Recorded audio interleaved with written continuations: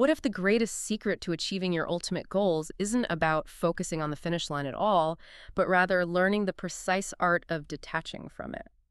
I mean, it sounds completely counterintuitive, right? Yeah, it really does.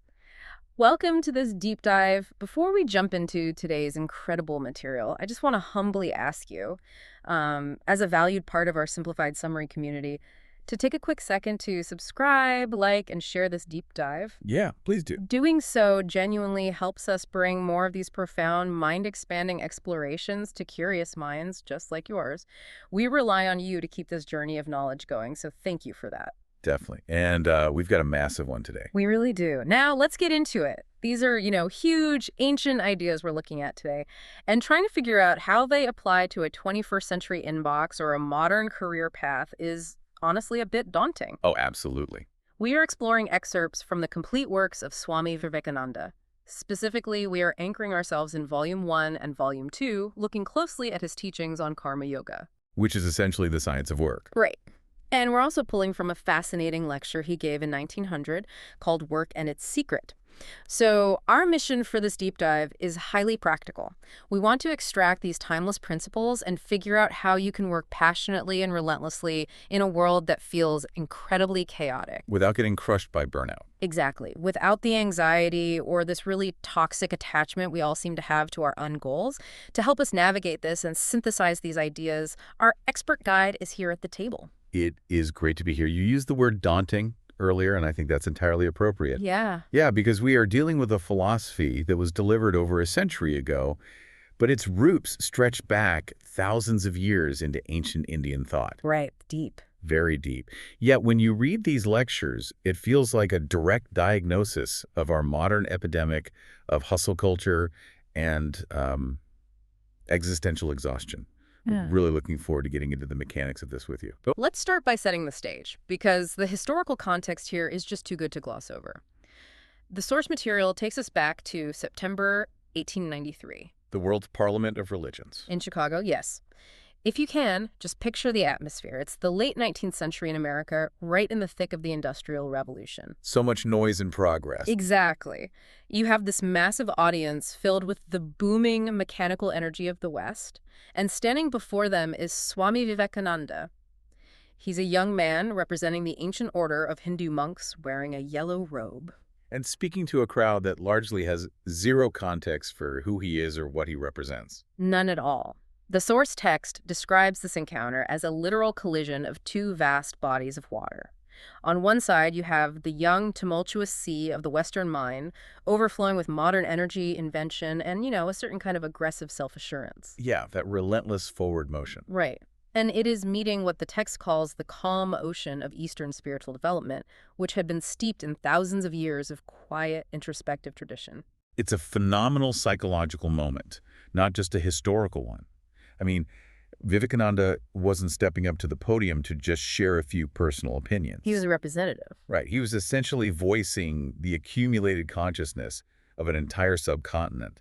And what makes this moment so striking is that his opening message was fundamentally shocking to an audience that was deeply accustomed to religious exclusivity.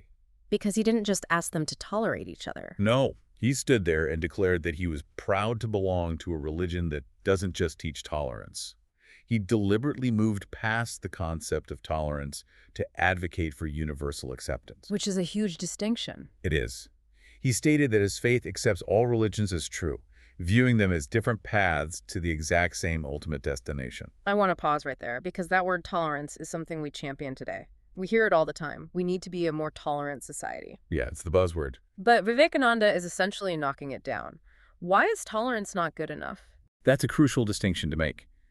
Think about the implied hierarchy in the word tolerance.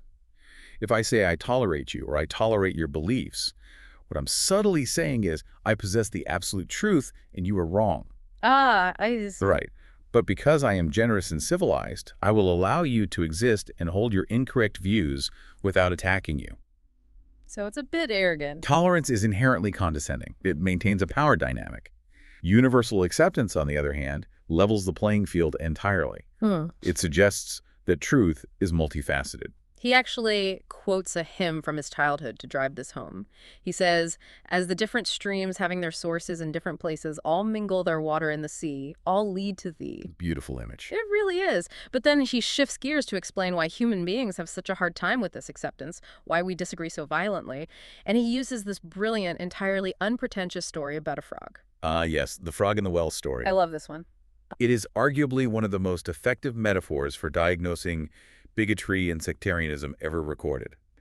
Vivekananda paints this picture of a frog that has lived its entire existence in a small well. Just a tiny little dark well. Born in the dark, grew up in the dark, and every day it swims around cleaning the water of little worms and bacilli.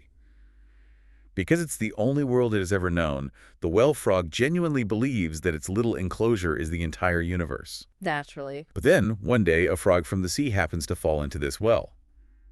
The well frog is suspicious and asks the stranger where he is from.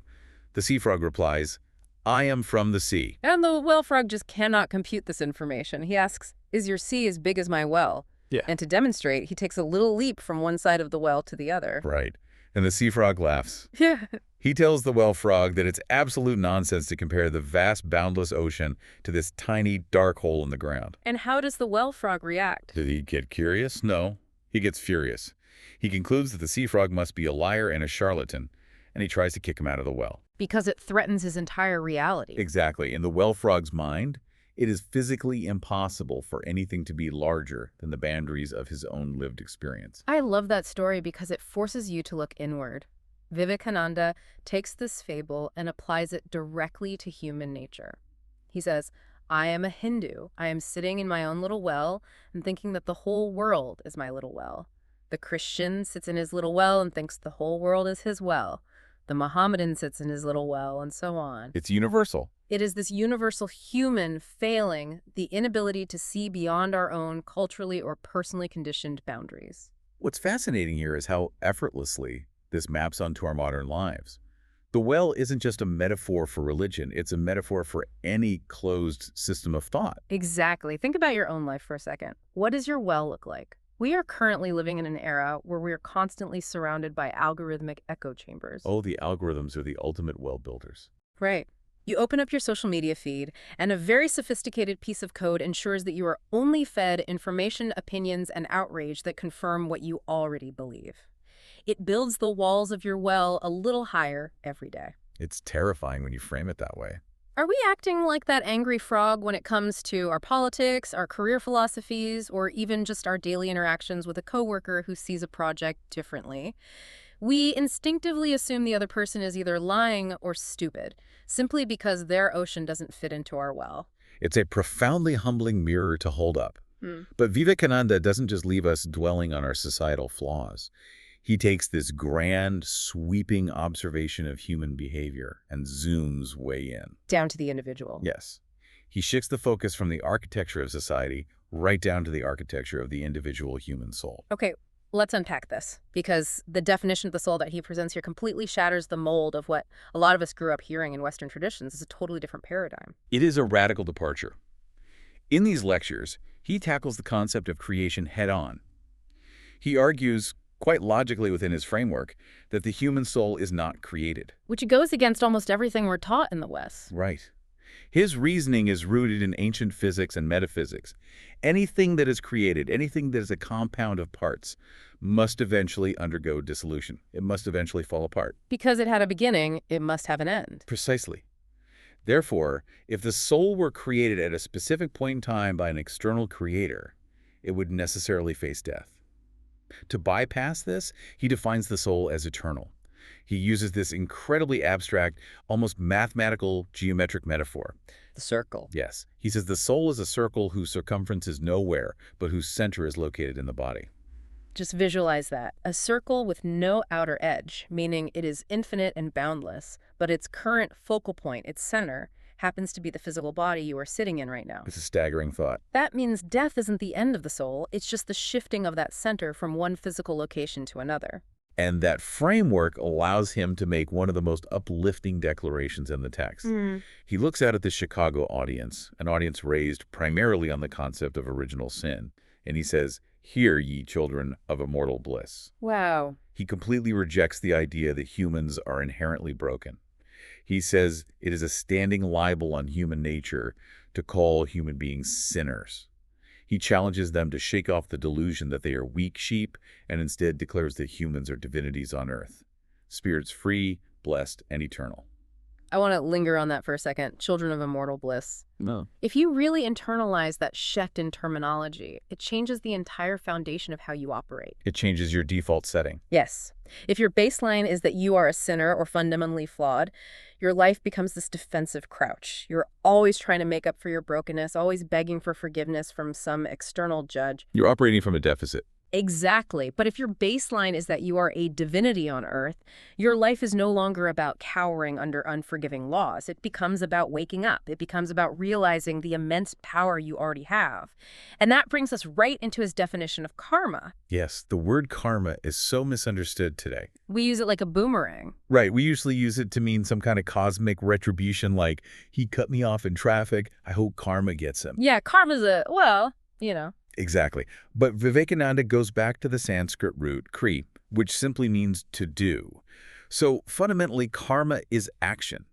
It is work. Every physical or mental action is karma, but technically it also means the effect of those past actions. And this ties directly into his theory of how we acquire knowledge. He makes this bold assertion that all knowledge, whether it is secular knowledge like learning how to code or spiritual knowledge, is already inherently inside the human mind. Nothing comes from the outside.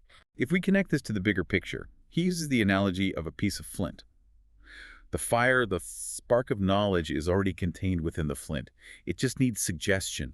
It needs friction to be brought out. And that friction is karma. That friction is karma.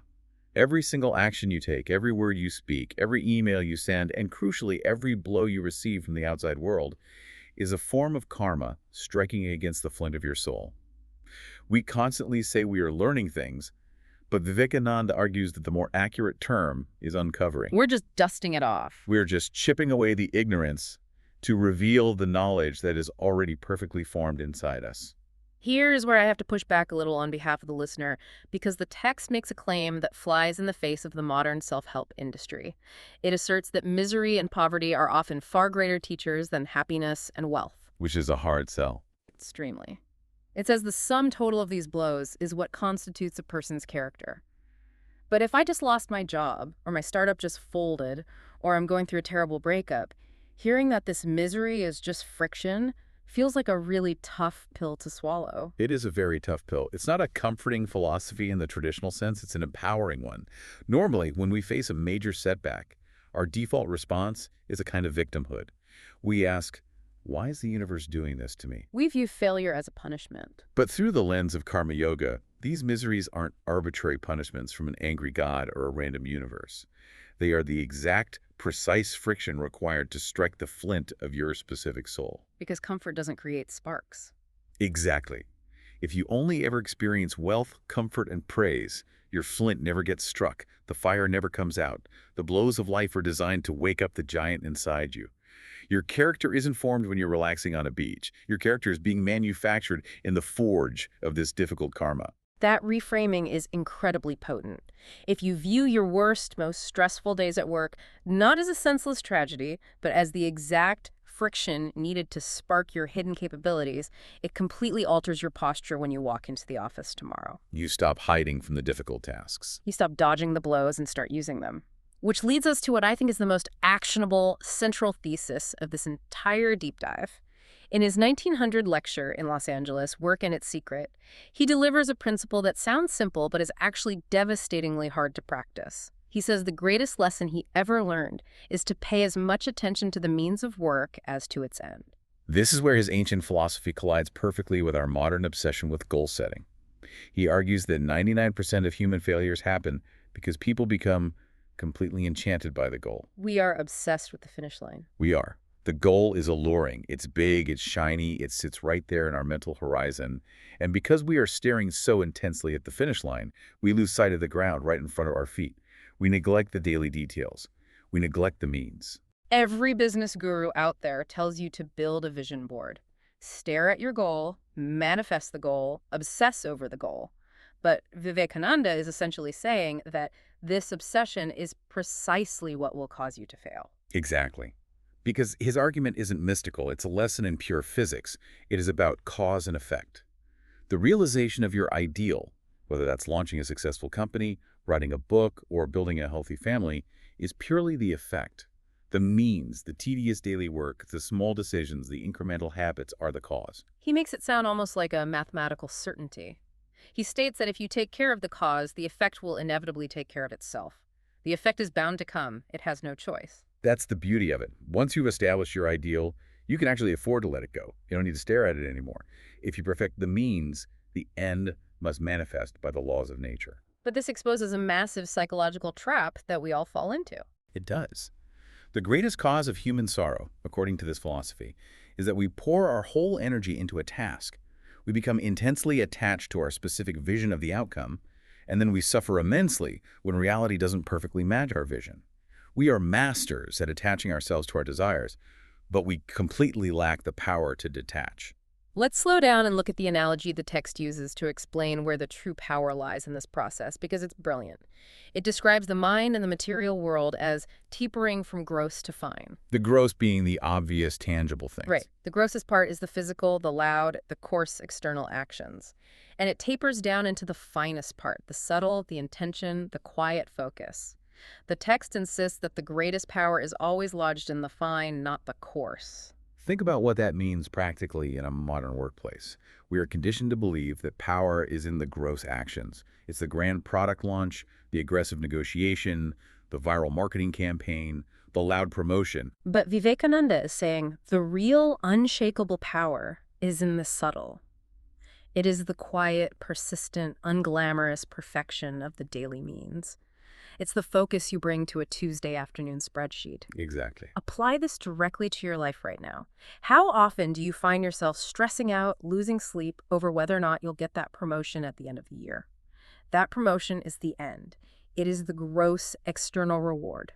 And it's largely out of your control. Totally out of your control. But while you are burning all this mental energy obsessing over the promotion, you are actively neglecting the quality of the emails you're sending today. You're barely listening to your colleagues in meetings. You are ignoring the means. We obsess over the coarse reward, and we bleed away the fine, subtle power of just doing the immediate work perfectly and without attachment. And that very obsession with the reward is what turns us into what Vivekananda calls slaves. But here's the trap. If we are obsessing over the reward, aren't we just handing over our autonomy? Vivekananda actually argues that this obsession turns us into literal slaves. He observes that 99% of mankind works like slaves. They are driven entirely by selfish motives, the desire for money, for name, for fame, or even in a religious sense, for a ticket to heaven.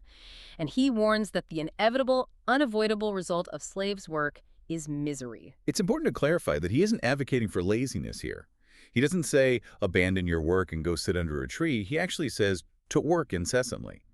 But do not do a slave's work. True work must be done through a sense of freedom and a sense of love. Let me push back on this because I can hear the listener saying, wait a minute, is it really slave's work to want a paycheck so I can feed my family and pay my mortgage? That sounds like an incredibly harsh judgment on ordinary people just trying to survive. It does sound harsh until you look at the psychological mechanics of what he's describing. It's not the desire to feed your family that makes you a slave. It is the absolute psychological bondage to the external outcome. If your entire sense of self-worth, your peace of mind, and your emotional stability are entirely contingent on whether your boss praises you or whether the stock market goes up or whether your client signs the contract, then you are not a free person. You're just reacting to external stimuli. You are tethered to things you cannot control.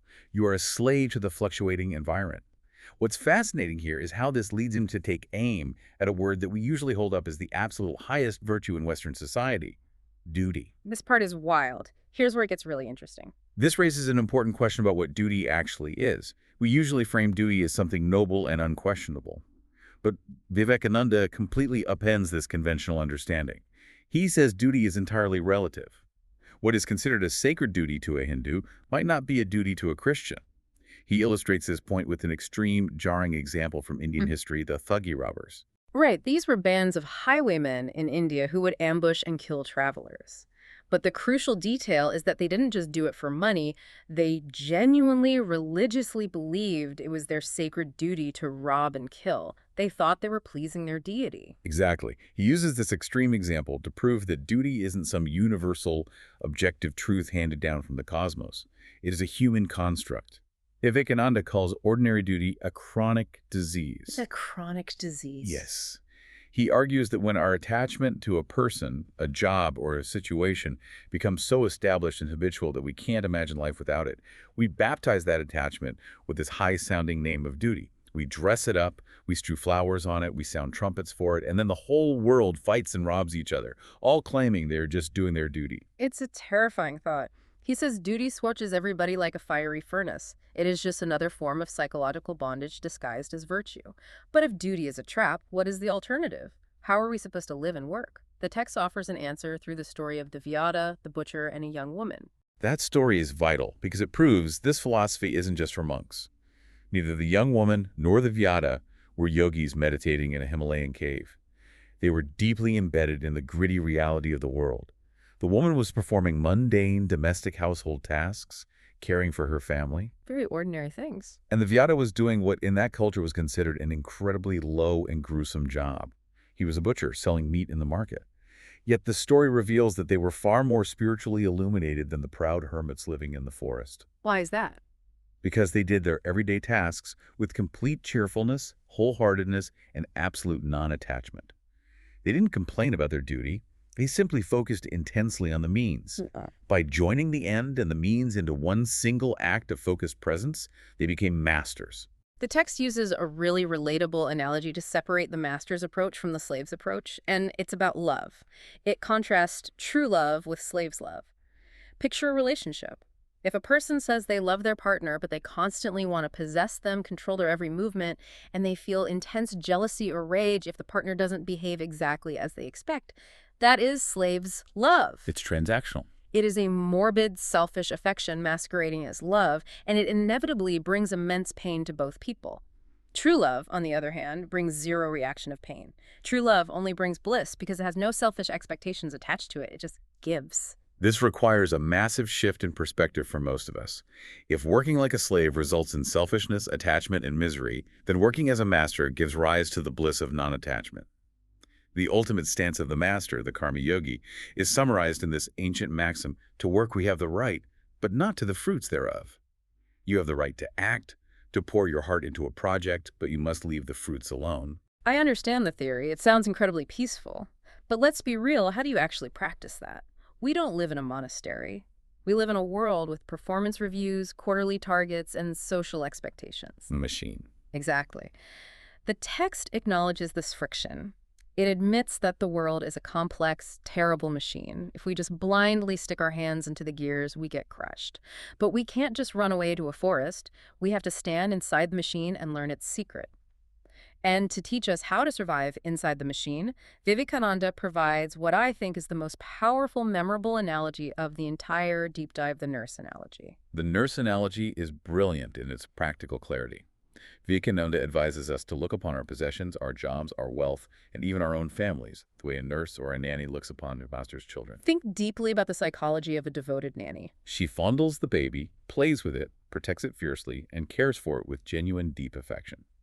She might spend years raising these children, but the moment the parents walk in and give her notice to quit, she packs her bags and leaves the house. She doesn't fall apart. No, she might feel a bit of fondness, but she doesn't experience the ultimate, soul-crushing despair of a parent losing a child.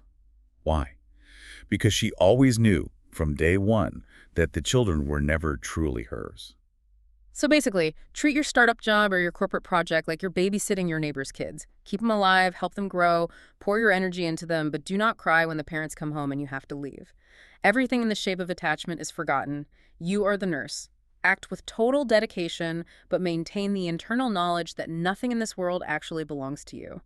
If you take that stance, the world cannot break your heart. You can engage with the machine without getting crushed by the gears. It's incredibly freeing when you realize you're just the caretaker. But then the text goes a step further, into territory that might actually make some listeners defensive.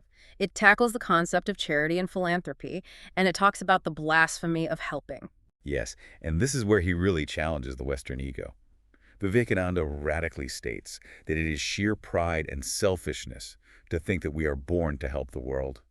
The world, he says, does not need our help. It was not waiting for us to arrive to save it. The grand course of nature will go on perfectly well whether we are here or not. I have to admit, that sounds a little callous. Don't help the world. It almost sounds like a justification for apathy. It's not apathy at all. He doesn't say don't help. He is attacking the attitude of the helper. He says we must reframe charity entirely. It is not our duty to save the world. It is a privilege for us to be allowed to help others. Why a privilege? Because the world is simply a gymnasium for our own moral exercise. When you volunteer or donate money or help a colleague, you aren't being the great savior of the universe. You are utilizing the gymnasium of the world to practice unselfishness. You are exercising your own spiritual muscles to chip away at your own inflated ego. He gives the stinging example of a wealthy person walking down the street. They see a poor person, they throw them 5 cents, and they walk away feeling incredibly proud of their own charity, expecting gratitude. Vivekananda calls this blasphemy. He says the moment you think you are helping, the moment you expect a thank you degrade yourself and you degrade the receiver. You're doing it for the ego boost. Right. You should actually be getting down on your knees and thanking the poor person because their misfortune provided you with the rare opportunity to practice charity and expand your own soul. It flips the entire dynamic of philanthropy upside down. Think about the application of this for you. Imagine if you approached your next collaborative project at work, or your next act of community service, not as a savior writing in to fix everyone's problems, but simply as a person stepping into a gymnasium. You are there to practice unselfishness. You are there to practice doing good work without expecting praise, a bonus, or even a thank you. If you approach your day that way, how can you possibly experience burnout? How can you feel resentment? Your success is no longer dependent on your boss noticing you or the world being grateful. Your success is purely measured by the reps you put in at the gym. Exactly. It completely insulates you from ingratitude. If you expect nothing, you cannot be disappointed. If you give freely as a master, your peace remains entirely undisturbed. And this naturally leads us into the broader architecture of Vivekananda's philosophy. He understands that people are wired differently. Not everyone connects with the idea of constant selfless action. So he outlines 4 main paths, or yogas, to reach this same ultimate goal of freedom and non-attachment. Let's break those down because this is where the philosophy becomes incredibly inclusive. The synthesis of the 4 yogas. First, there's the one we've spent most of our time on, karma yoga, which is the path of work and unselfish action. The path of the doer. Right. But then there's bhakti yoga, which is the path of love and devotion, designed for people with a highly emotional nature. Third is raja yoga, the path of deep psychology, meditation, and mental concentration. And finally, there is jnana yoga, which is the path of knowledge, rigorous reason, and philosophy for the highly analytical mind. What is vital here is that Vivekananda explicitly states that no single path is inherently superior to the others. He recognizes human diversity. However, he also issues a massive warning. His ultimate ideal is the harmoniously balanced person who manages to integrate all 4 of these elements: work, love, psychology, and philosophy. You need all 4. He warns heavily against being one-sided. Have you ever met someone who is purely intellectual but has no heart, or someone who is purely emotional but lacks any logical grounding? A person who only knows their one path tends to become fanatical. They start viewing everyone else's method as not just wrong, but dangerous. I want to zoom in on Raja Yoga for a second, the psychology and concentration aspect, because if you are constantly working, you need a way to focus that energy. The text uses a fantastic ancient metaphor to explain how the mind works, and I want to walk through this slowly so we can really picture it. It's the chariot metaphor. The chariot metaphor is an absolute masterclass in psychology from thousands of years ago. Picture a chariot sitting in the road. Attached to the front of this chariot are wild, powerful horses. These horses represent your senses, your eyes, your ears, your sense of touch. In our modern world, these horses are constantly trying to drag you toward the next notification, the next dopamine hit, the next piece of junk food. Now, connected to those horses are the reins. The reins represent your mind. And holding those reins is the driver, the charioteer, which represents your intellect, your capacity for discrimination and decision-making. Exactly. And finally, sitting quietly in the back of the chariot is the master, the soul. So look at the mechanics of this. If the intellect, the charioteer, is weak or distracted or drunk on ego, it cannot hold the reins of the mind firmly.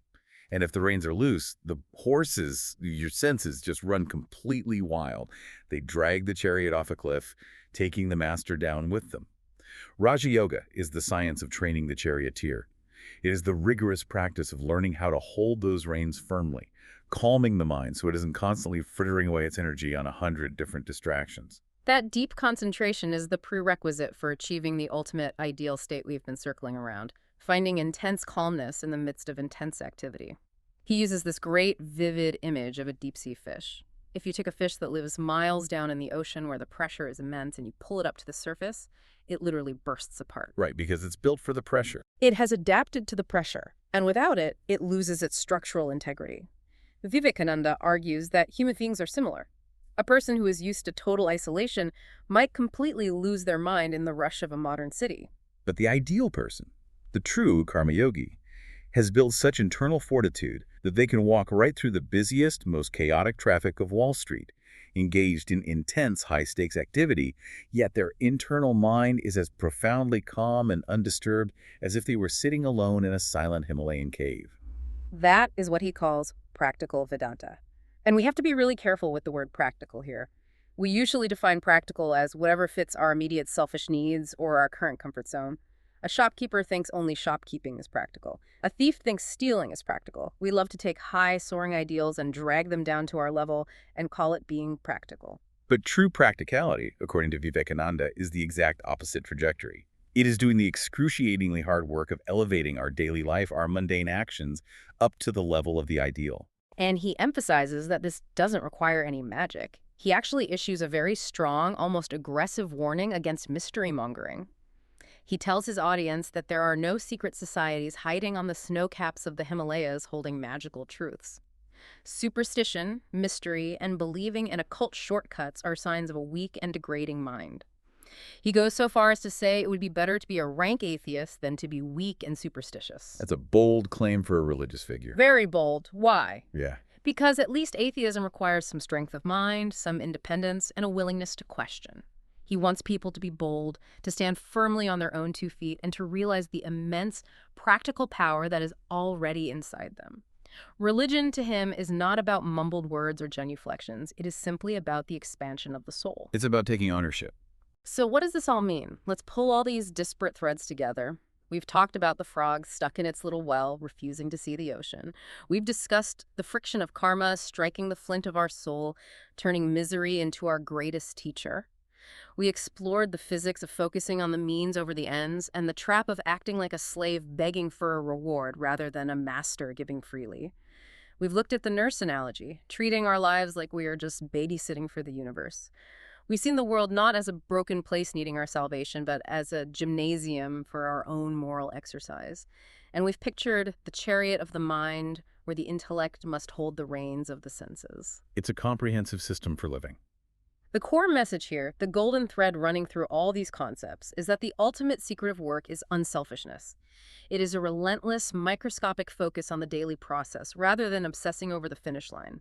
It is learning to act with intense passion and energy while maintaining an impenetrable, eternal calmness inside. And I want to emphasize to the listener as strongly as I can that this is not just abstract, ancient philosophy meant for monks who have retreated from society.